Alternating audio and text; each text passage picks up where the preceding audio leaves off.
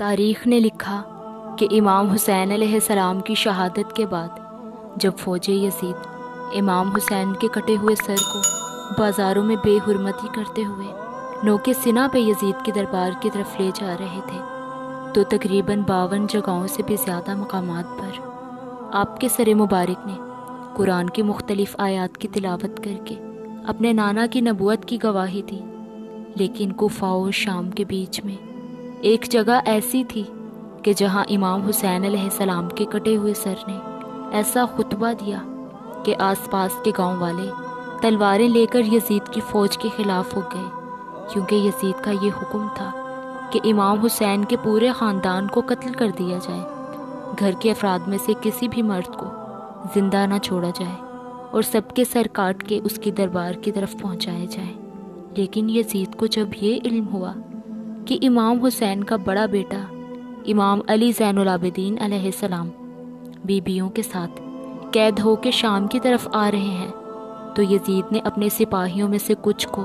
اس پیغام کے ساتھ شمر کے پاس بھیجا کہ جس طرح سے بنی ہاشم کے تمام سر کاٹ کے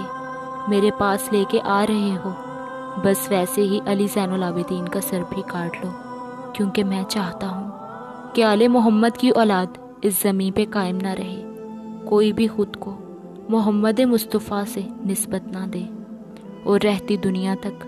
آل محمد کا نشان زمین سے ختم ہو جائے۔ تو یوں زبیر بن عبداللہ اور حارث بن نعمان اس قافلے تک آ پہنچے کہ جس میں رسول اللہ کی بیٹیاں ننگے سر قیدی ہو کر آ رہی ہیں،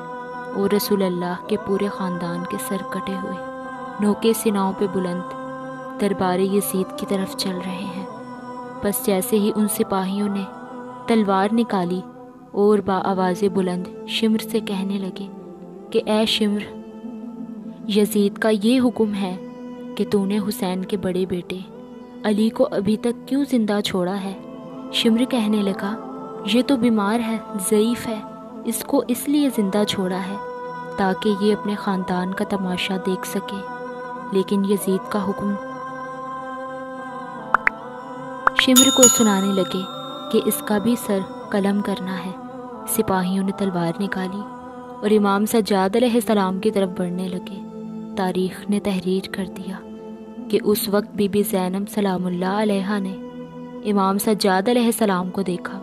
اور پھر امام حسین کے کٹے ہوئے سر کو دیکھا اور فرمانے لگی کہ اے حسین، اب اللہ کی اس حجت کی حفاظت تم کرو۔ بس امام حسین علیہ السلام کے لب ہلے اور نوکے سینہ سے فرمانے لگے کہ اے شمر، رکو، کیا سمجھتے ہو کہ ہمیں شہید کرنے سے ہمیں ختم کر دو گے؟ دیکھو، میں آج بھی کٹے ہوئے سر سے تم سے ہم کلام ہوں۔ امام حسین کا یہ روب، یہ دبدبہ، یہ مرتبہ دیکھ کر وہ سپاہی جو یزید کی طرف سے آئے تھے، انہوں نے اپنی تلواریں زمین پہ پھینک دیں۔ ایک عجیب سا شور برپا ہو گیا، آس پاس کے گاؤں والے آ گئے۔ امام حسین سب سے مخاطب ہو کر فرماتے ہیں کہ اے بستی والو، میں حسین ابن علی ہوں، فاطمہ کا بیٹا، رسول کا نواسہ، وہ محمد جو تمام انبیاء سے افضل ہے، اور یہ جو خاندان قیدی بنا کر یزید اپنی دربار کی طرف لے جا رہا ہے، یہ وہی خاندان ہے کہ جس کے لیے اللہ نے قرآن میں قسمیں اٹھائی ہیں۔ یہ خاندان پوری انسانیت میں اللہ کے سب سے زیادہ قریب ہے، اور جو بیویاں تم ننگے سر دیکھ رہے ہو، یہ رسول اللہ کی بیٹیاں ہیں۔ یہ تمام سر جو کٹے ہوئے نوکے سینہ پہ بلند ہیں، یہ رسول کی اولاد ہیں۔ بس جیسے ہی امام حسین کے الفاظ آس پاس کے گاؤں والوں نے سنے،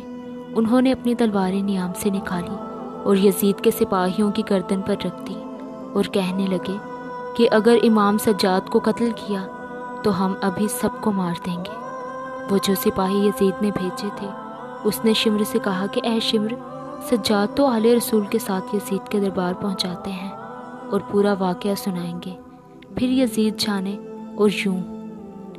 اللہ نے اپنی آخری حجت کی حفاظت کی۔ جب امام سجاد یزید کے دربار آئے، خطبہ دیا، تو یزید کے اپنے ہی ساتھی یزید پہ لعنت کرنے لگے، اور یوں بغاوت نے جنم لے لیا، اور یزید ڈرنے لگا کہ ایک حسین کے قتل کی وجہ سے میری سلطنت کی بنیاد ہل گئی۔ اگر میں اور ظلم کروں گا تو میری حکومت ختم ہو جائے گی۔ اس ڈر سے آل رسول کو قید کروا دیا، لیکن یزید کے لیے لوگوں کی نفرت کم نہ ہوئی۔ بالآخر ان کو 2 سال کے بعد رہا کیا گیا،